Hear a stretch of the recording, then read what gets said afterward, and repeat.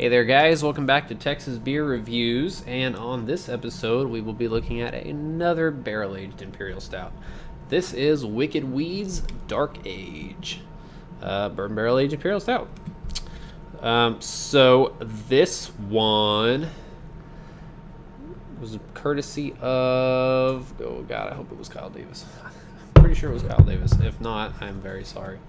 But I'll look through here just to make sure and talk about the beer a little bit. So Wicked Weed is out of, I know it's North or South Carolina. It's one of the Carolinas. Asheville, North Carolina. There we go. I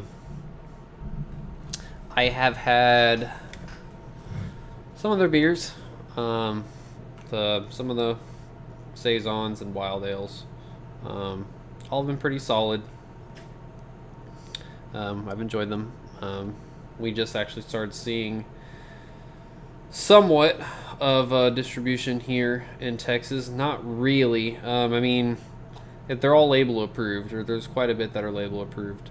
Let's see if I can actually find this box. But we haven't really seen much yet. Jester King got a shipment in of them, but that was pretty much it for, I think, from what I understand. Yes. Kyle Davis, thank you very much, from Beer Advocate. So, anyway, this was bottled on my birthday of this year, March 23rd. So, pretty cool. I thought I may have realized that when I got the bottle and then forgot about it and realized it now. That, or I had multiple ones that had my birthday, because I know there was something from that box that was bottled on my birthday. Anyway, it's got a description. It is 12% alcohol by volume, no IBUs listed. They might be on Untappd, might not. So, but I've never had this beer before. I've never had any of their, I believe this is not supposed to be sour. Should be just straight bourbon barrel Imperial Stout. So, but I've never had any of their other beers, non-tart sour beers. So, get into it and see what I think.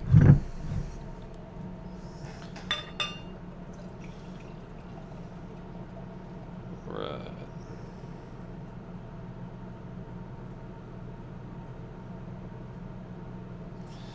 So, it was a pretty nice big tan mocha head, dark black, brown, you know, usual colors of barrel-aged Imperial Stout. They're pretty nice big frothy heads, so check out the aroma.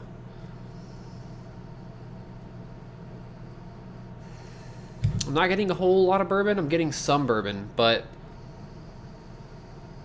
definitely getting more like chocolate-like flavors actually, which is pretty nice. It kind of has almost like this like brownie kind of thing. Yeah, kind of more of like a not like a dark chocolate, you know, like a candy bar dark chocolate, but more of that kind of, you know, like savory, I don't know, not savory, but, you know, brownie. I don't know how to describe it. More of like a fudgy, I guess. There you go. Almost like a hint of a milk too. The light milkiness, but really it's kind of actually big on the fudge, so I enjoy that quite a bit. It was pretty good, so let's check out the taste. Cheers.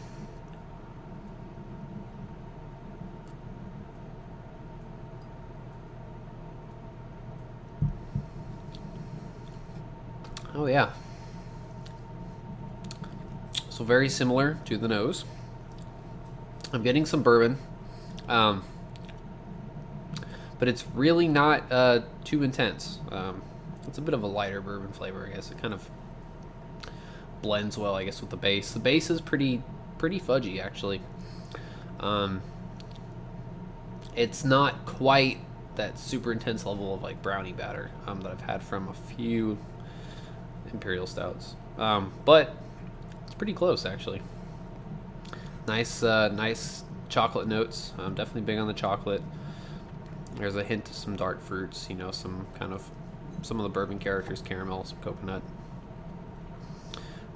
Bit of roast. Actually, is not too sweet. Finish is pretty. It's not that bitter or anything, but I don't even want to say dry. It's just pretty well balanced. Doesn't really finish too sweet, which is nice.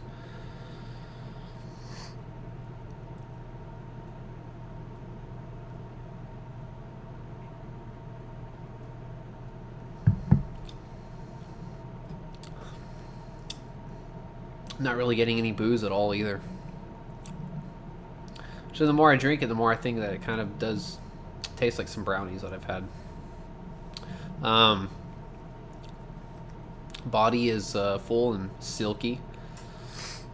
Pretty nice. I do enjoy the body. Carbonation is not too high. I mean, it poured a nice head, but I really don't think the carbonation is too high. I think it's pretty spot on. Yeah, the heat. You can feel the heat. Throat kind of in your chest, but really not through your nostrils at all. It doesn't have any kind of burn through that. I don't know how long it was aged in barrels. You know, might not have been that long, but this is pretty good. I'm actually enjoying this quite a bit. Thinking on the score, and I'm actually kind of leaning more towards a 4.5 on this. Might not be quite there. It might be a little bit lower than that. But I think it's better than a 4.25 for me. I think that the kind of the brownie characteristics are pretty nice on it. It's really what I like to see out of Imperial Stouts, especially barrel-aged ones.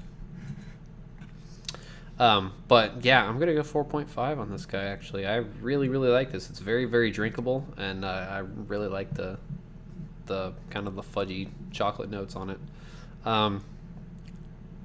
Maybe go a little bit higher. Just even more of that kind of brownie intensity. Maybe more vanilla and coconut flavors from the barrel, and just a bit heavier body. I mean, it's tough to get those Imperial Stouts that have that super thick motor oil body. You know, you don't see a lot of it, but for what it is, though, it's pretty fantastic in my opinion. I really like this. You know, I enjoy bourbon barrel stouts that have a nice big bourbon barrel character. You know, the Plead the Fifth I had was really nice, but this is different. Not a huge barrel character to me, but the brownie notes are spot on, and I think that kind of makes up for it in my opinion. And I personally can drink those a little bit easier too. The fact that it's not really too cloying either, so.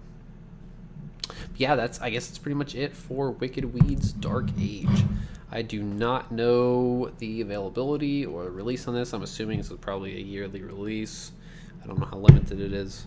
But you know, Wicked Weed stuff, you're in a trading, from what I understand, is, you know, not too difficult to obtain. I personally have traded in the past. You know, I don't know. I didn't want to say it was worth or not, but I've traded, you know, Chester King stuff pretty easily for Wicked Weed, you know, so that's something you're looking to look for if you're trading Texas things. Something to do. As far as comparable, you know, I don't know that there's any local ones I've had that have quite this sort of brownie-like character to it, but, you know, I would, again, recommend Barrel Aged 1050 when we get it here again. Spec Smith might have it again for Black Friday. So if you want to get in line and try to grab some of those cans, you know, if they have it again. They had it last year. I got a can. But, yeah, it doesn't have the intense barrel character. It's in, like, Bourbon County, you know, or a lot of the other barrel-aged stouts. Most barrel-aged stouts have a bit more of a bourbon barrel character, and, I mean, it's there, but it doesn't. A lot of the other ones, I feel like, don't have a lot of this kind of huge chocolate, like brownie chocolate, not like a dark chocolate, but more like a brownie type chocolate, like a fudgy character. So, anyway, yeah. So, it's kind of rambling at this point.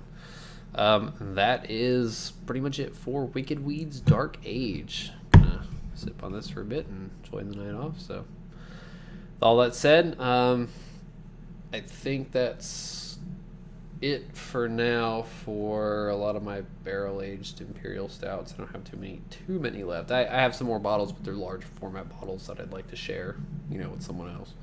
So, anyway, you know, maybe we'll move on to some other stuff now for the next video. It's different styles. So, As always, think global, drink local, and cheers.